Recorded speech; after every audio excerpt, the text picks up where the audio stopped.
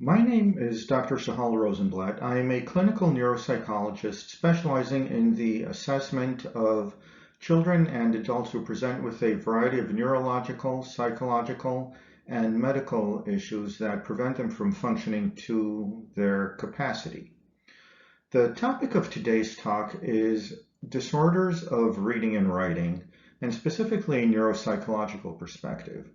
This means that we will look at the criteria required for making a diagnosis, understanding the underlying factors that cause difficulties in these domains, and also take a brief look at the brain structures that are involved. Imagine this scenario. You're dealing with a school-aged child who is struggling at home and school. Teachers say that the child is unfocused, easily frustrated, and often daydreams. He has problems with reading comprehension and spelling. Homework can require hours of additional time compared to same-age peers. He can be forgetful and oppositional. So what's causing these difficulties? A learning disorder, ADHD? Could it be anxiety?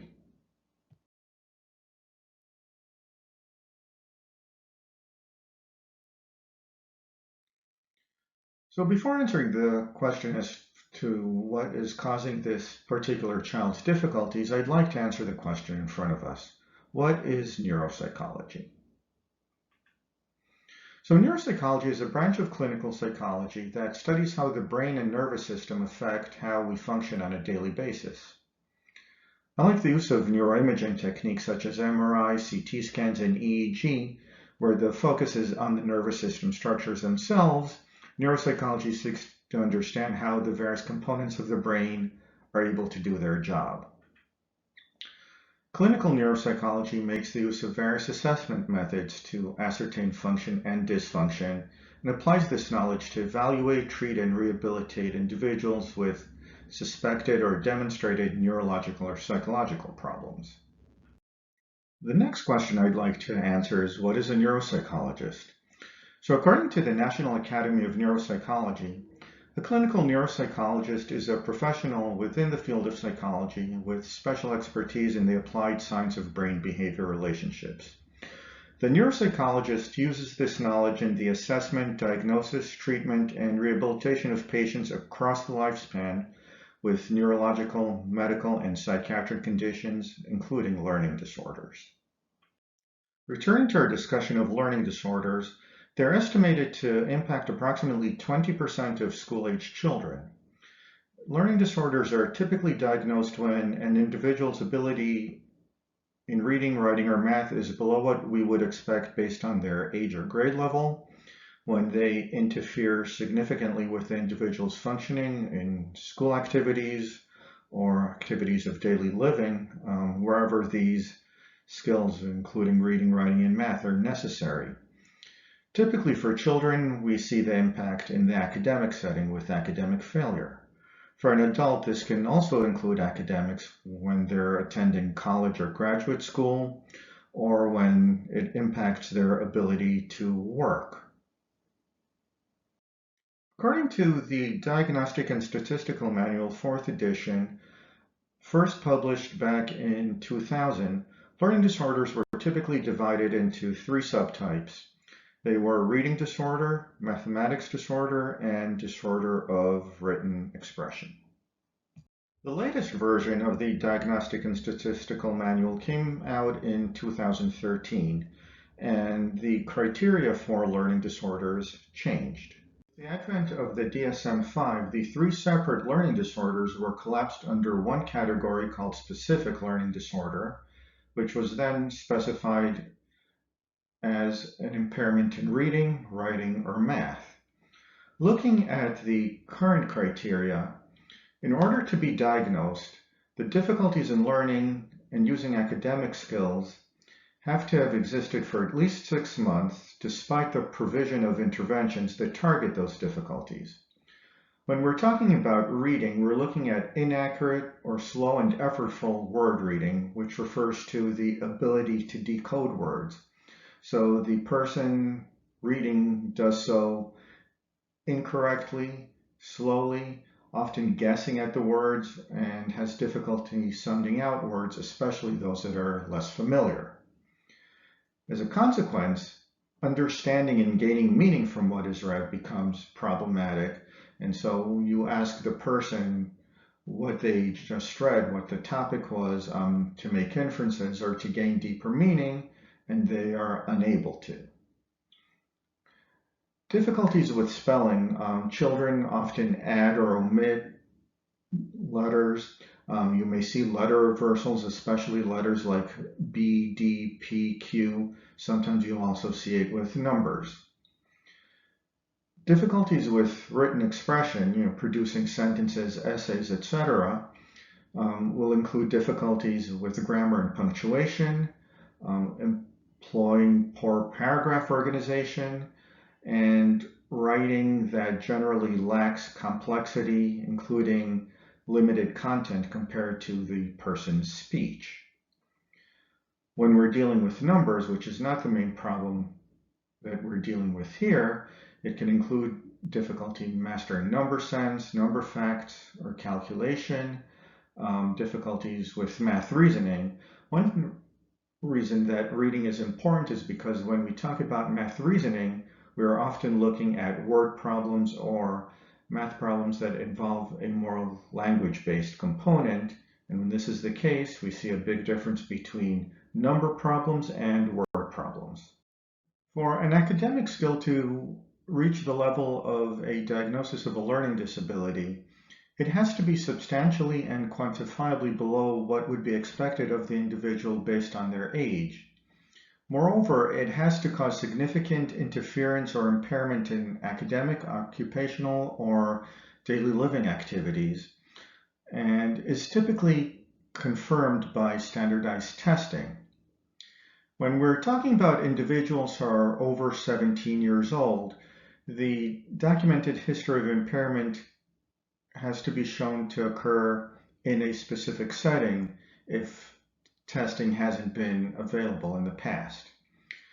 It is typical for disorders of this sort to begin during school years because that is when they matter most, but they may not become fully manifest until the demands for a specific skill is exceeded.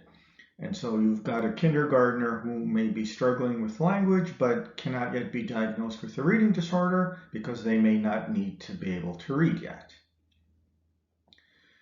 The other thing to keep in mind is that the learning disorder cannot be better accounted for by some other areas of concern. For example, intellectual disabilities, uncorrected visual or auditory acuity, or some other neurological disorders such as stroke, or even in some cases, lack of opportunity.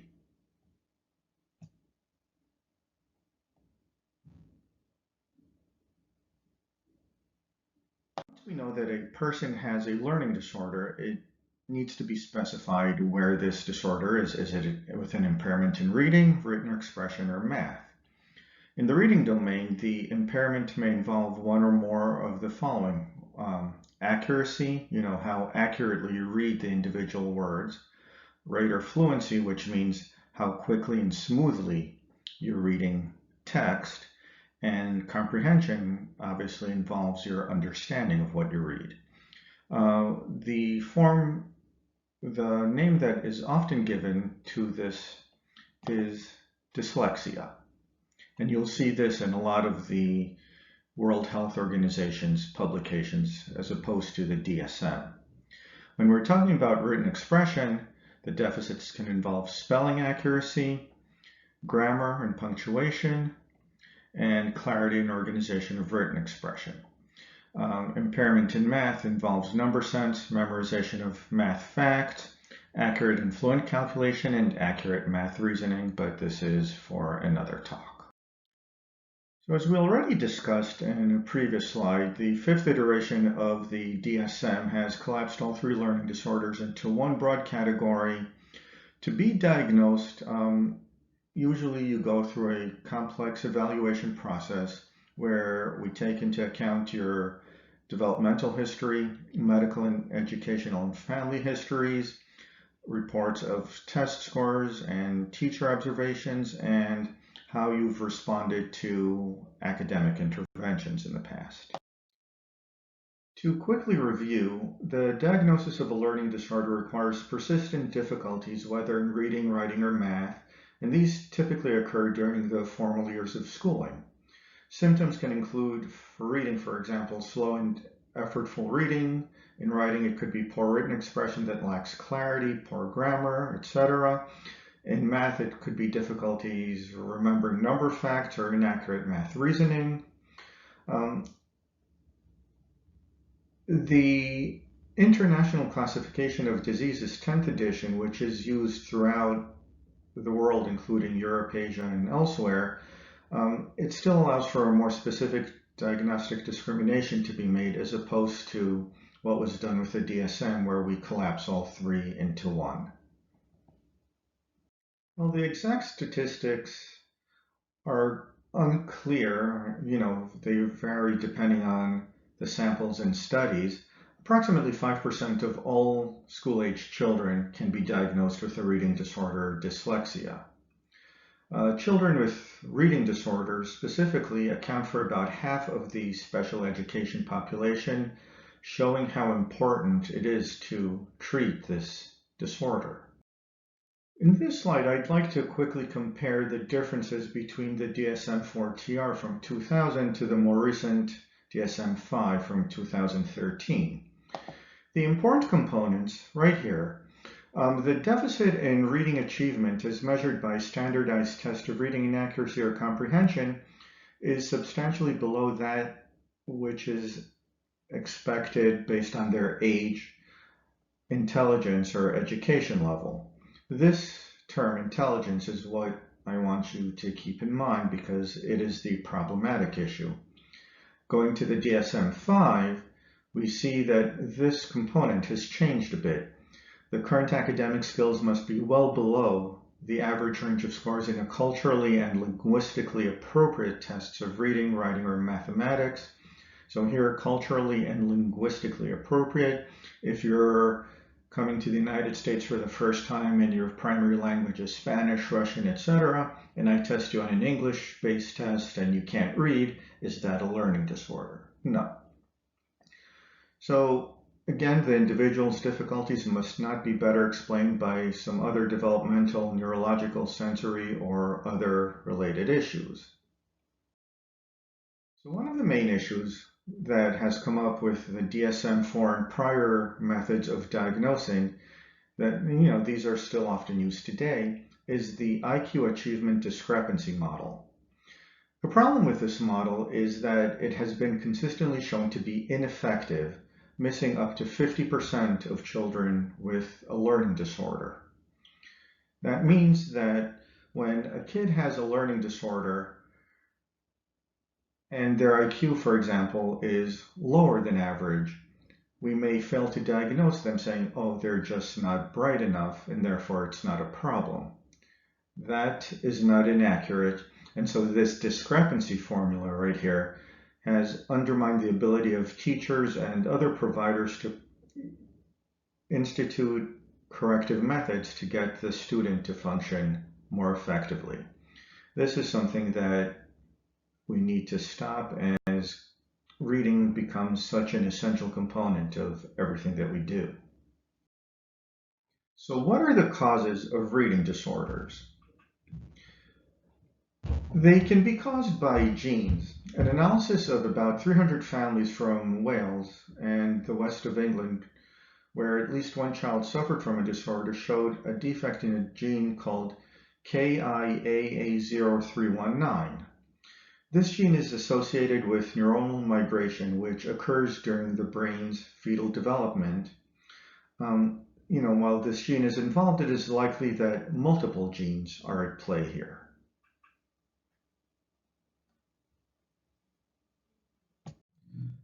Reading disorders can also be caused by environmental factors. So poor educational opportunities, for example, coming from a lower socioeconomic background with poor schooling, exposure to toxins such as lead and mercury, or little reading being done in the home. So research on individuals with brain injuries has helped us isolate regions that are involved in the reading process. Looking at this graphic, we see a number of areas of the left hemisphere of the brain that are highlighted as being important. The yellow area in the occipital lobe is where primary visual perception occurs. So this is where we see what we see. This light blue area is the auditory cortex, where we sense sound from the environment. This reddish area, Wernicke's area, is where language comprehension takes place. And this blue area, Broca's area, is where language output occurs.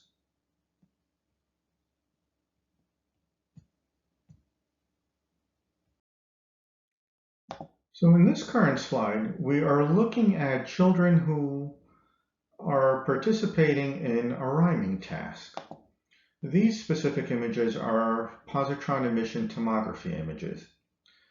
The top picture shows the brain of normal readers, and keep in mind that none of these children have received any type of remediation, just what is typically provided in school. So here they're typical readers. You see activation in Wernicke's area, Broca's area, and some other regions that are associated with reading and language production. Down here, we're looking at dyslexic children. Again, Wernicke's area, Broca's area. And again, we're looking at some lighter spots where it's less active than in the typical reader. And then we also see other areas that are not active for the typical readers being active with the dyslexic. So here we see clear functional differences in the way that dyslexic versus normal brains process reading material. When a child is referred for an evaluation of reading abilities, one of the primary complaints ends up being poor comprehension of the material. But it is important to understand that comprehension of written material comes at the end of a more complex reading process. So what factors precede and are necessary for accurate comprehension? That will be the subject of the next few slides. So competent reading skills depend on a number of factors and processes. Phonological processing, understanding of grapheme-morpheme orthographic processes, fluency, timing and retrieval of information at a rapid rate, the speed processes. And so I'm showing you this book, School Neuropsychology by James Hale and Catherine Fiorello, because it is a well-designed book that will provide a thorough understanding of the various learning disorders, how they're impacted by other disorders such as ADHD, and the type of interventions and assessments that can be used to deal with them more effectively. So it's well worth getting, especially if you're a mental health professional, learning specialist, or a teacher. So what is phonological processing? It refers to the child's understanding of the sounds of the language and ability to manipulate those sounds. So for example, knowing when the letter A makes an A sound versus an A sound. There are rules in the English language that let us know when to do this, but the rules are not always consistent. So the child often has normal audiological exams, but presents with a history of otitis media, ear infections. This can often lead to receptive language that is weak and leads to struggles with word attack and nonsense syllables. So, the nonsense syllable HEB is not meaningful. But most readers who are even just average can easily call this heb. Struggling readers will say head. Now I brought up ear infections because this is not ubiquitous, but is common in individuals who now present with learning issues in reading and writing, especially when they occur at a very young age as language is still developing, particularly infancy and early toddlerhood. You'll see delays in speech development. You'll see a lot of pronunciation and misarticulation errors. And this is due to the fact that the child with chronic ear infections doesn't hear the sounds properly. And so now when it comes to reading in the alphabetic code, now you're taking the letter A and telling them that this symbol is associated with a certain sound. Unless you have heard that sound properly, you're going to associate the sound incorrectly with its symbol, and that makes reading much more difficult. So certain brain regions have been associated with phonological processing deficits.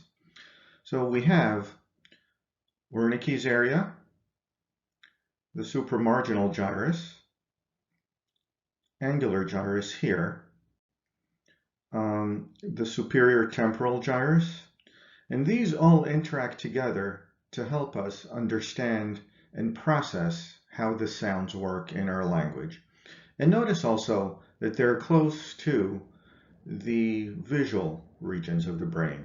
And so auditory is in this area, visual here, and we see the letters, we connect them to sounds in these areas right around here.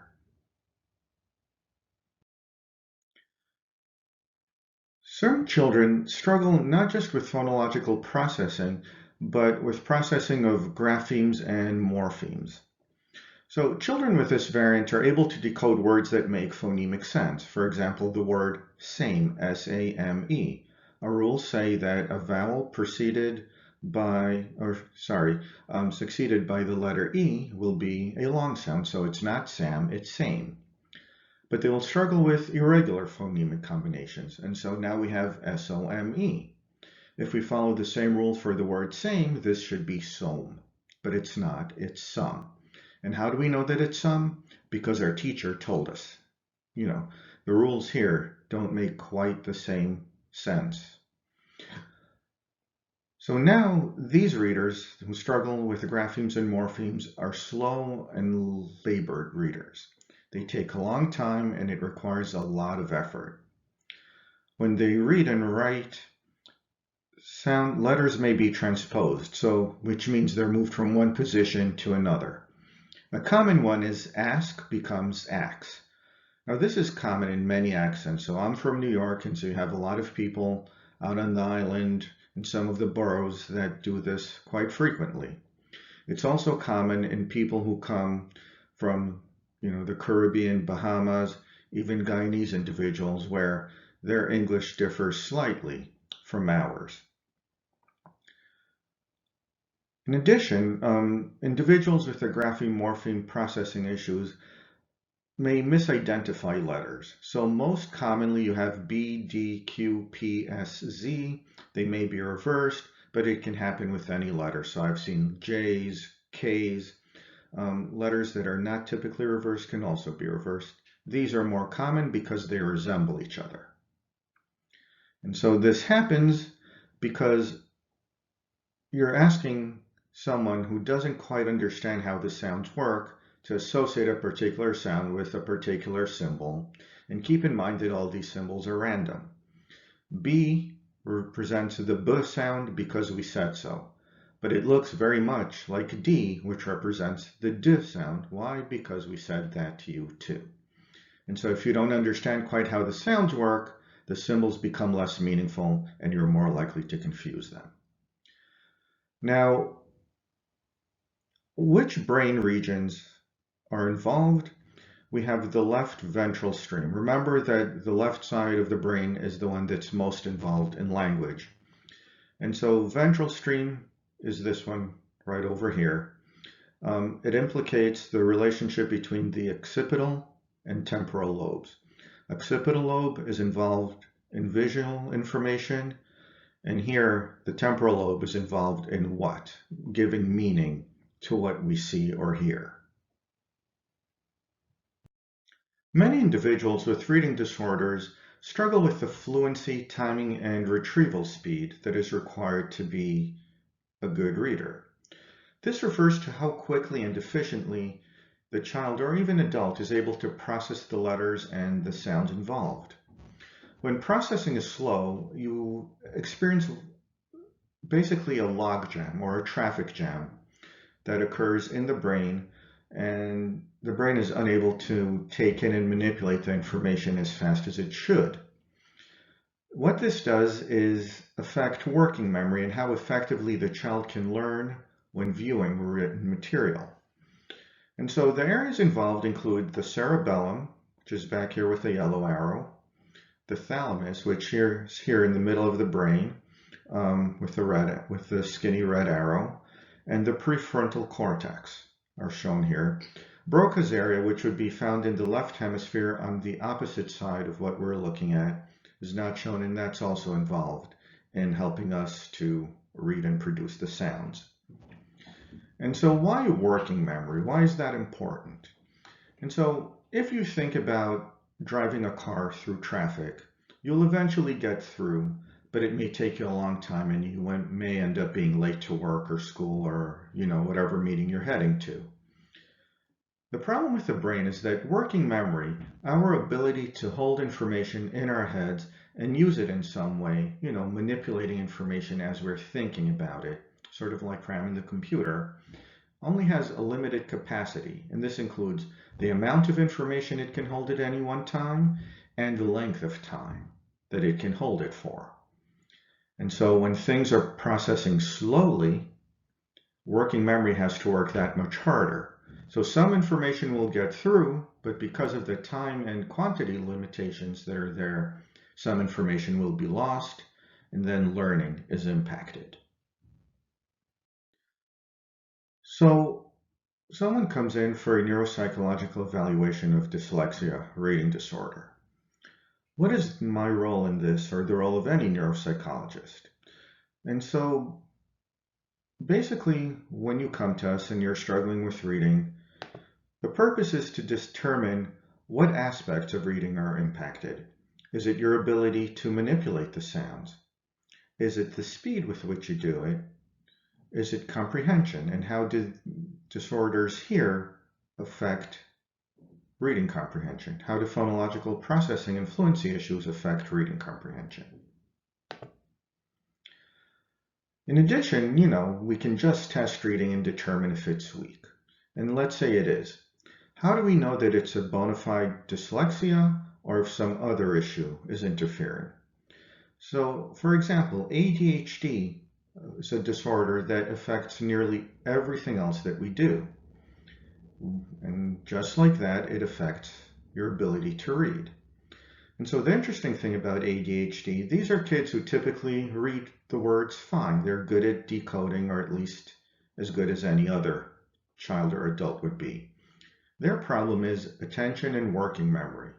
And so they're not focused on what they're reading. They have some trouble processing information because of lack of focus or limitations to working memory.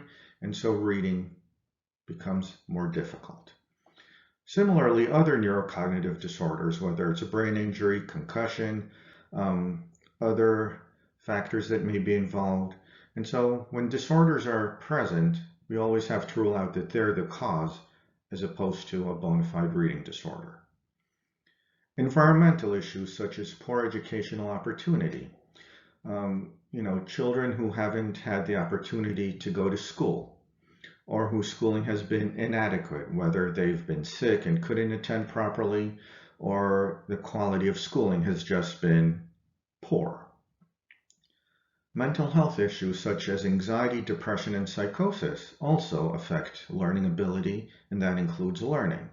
And so if you're an anxious person and you're too worried about something else, it interferes with your ability to focus on the reading process, and so you may fail at comprehending. If you're depressed, effort becomes an issue. If you're psychotic, reality testing, cognitive issues are present, and all of these interfere with the process of reading. We've already discussed working memory to some extent, and so keeping in mind that working memory is your ability to keep information in mind and manipulate it. Computer analogy is RAM. As long as the program's open and it's being processed, information is right there waiting for you. You either hit save to put it into long-term memory, your hard drive, or you close it out and it's gone forever. Processing speed, how quickly you get the information. The faster you're able to process it, the more information you can get and the less you're going to lose. Visual and auditory processing.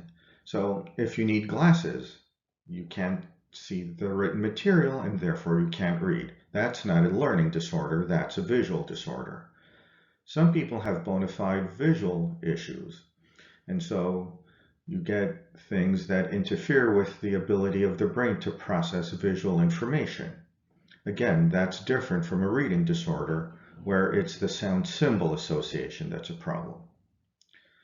Auditory processing issues. The auditory system is not working as it's supposed to.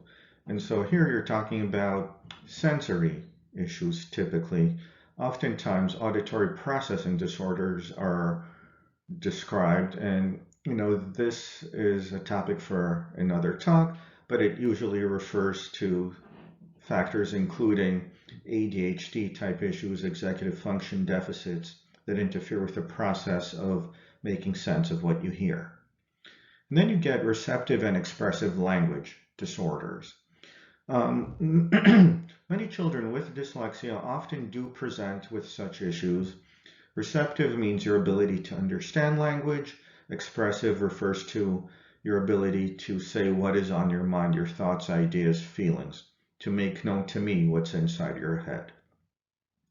When receptive and expressive language skills deficits exist, you'll often find learning deficits as well. Before concluding our talk, I would like to introduce you to two other books that are quite good. Overcoming Dyslexia by Sally Shaywitz and Proust and the Squid by Marianne Wolf are two excellent books that will help you understand the reading process, the disorders associated with the reading process, and various interventions that can work to help you to overcome some of these weaknesses. Thank you for your time, and I hope you found this video to be informative.